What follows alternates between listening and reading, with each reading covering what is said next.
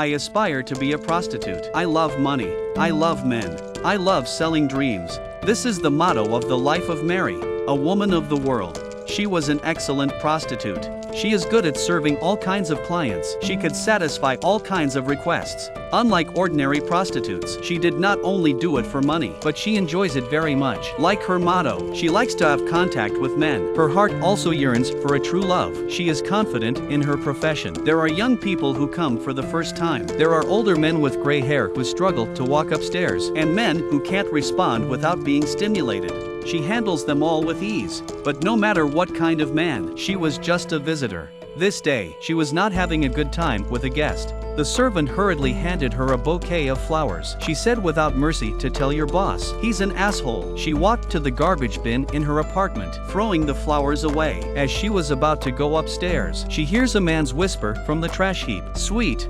whimsical, sexy. She couldn't help but be drawn in. She walked back in and found it was a homeless vagrant. Had been hungry for a long time. She took the homeless man back to her home. She prepared food for him. The homeless man had enough to eat and drink and wanted to leave. At this point, she kept the homeless man. She let him sleep in the corner of her house. At night, Mary undressed to sleep, but she found that the tramp was not asleep, so she invited him to sleep with her. The tramp was not like the other men. He was very rude, full of character. Mary found this man new to her. After one night, Mary falls completely in love with him. She even puts on a nightgown. The man asks what this is about. Mary said she wanted him to feel at home here. Then they introduced themselves. The man tells Mary that his name is Jack. Mary told Jack she wanted Jack to be her boss. She would give him all the money she made in the future. Jack asks, what if you need the money and I don't give it to you? Mary happily said that would be more like a boss, but Jack didn't agree, because he thought the profession was full of assholes, only beating up women. Mary didn't ask for his permission right away. She dresses Jack up. She went to great lengths to please Jack.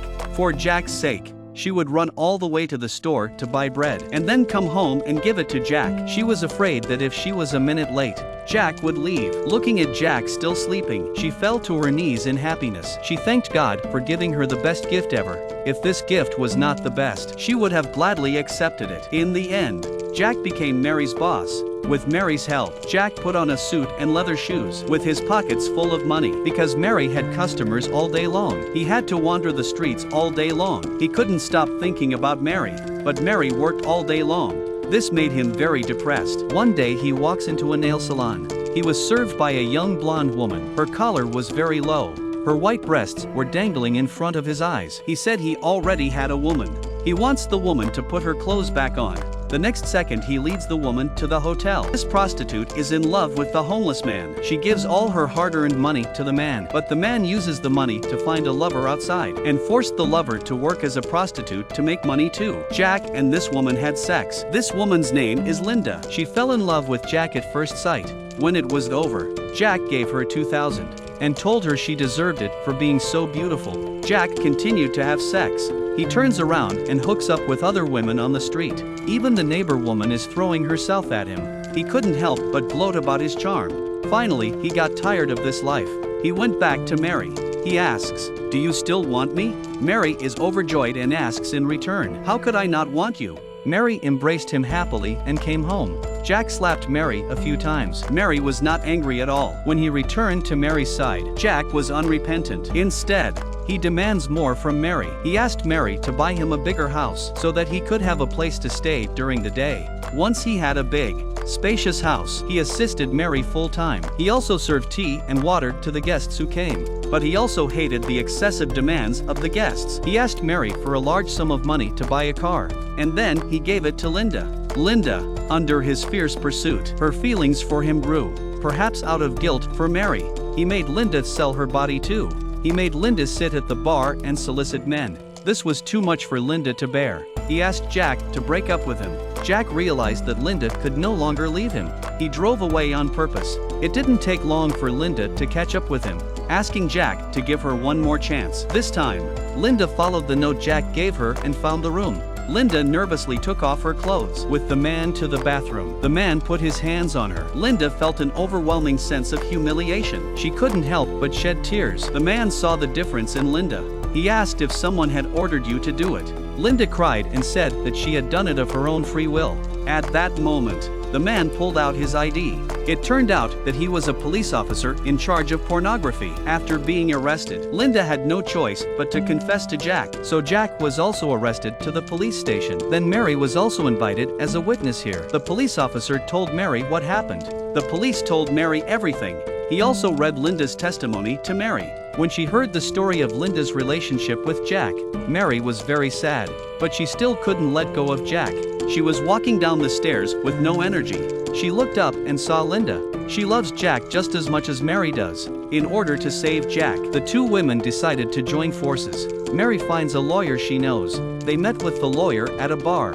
But in the bar, the two women waited and waited. The lawyer didn't come. The two women were getting impatient. At that moment, a couple of men approached them. Mary was mercilessly rejected. This little incident also helped to ease their relationship. They began to tell each other their feelings. It was clear that Mary was more in love and more obsessed. But Linda's words woke her up. For Jack, Mary would give up her dignity to sell her body. Linda couldn't do it. Why can't they just cut their ties to Jack and live a new, better life? Mary heard Linda's words. It dawned on her. That's when the lawyer arrives. Mary didn't need him anymore.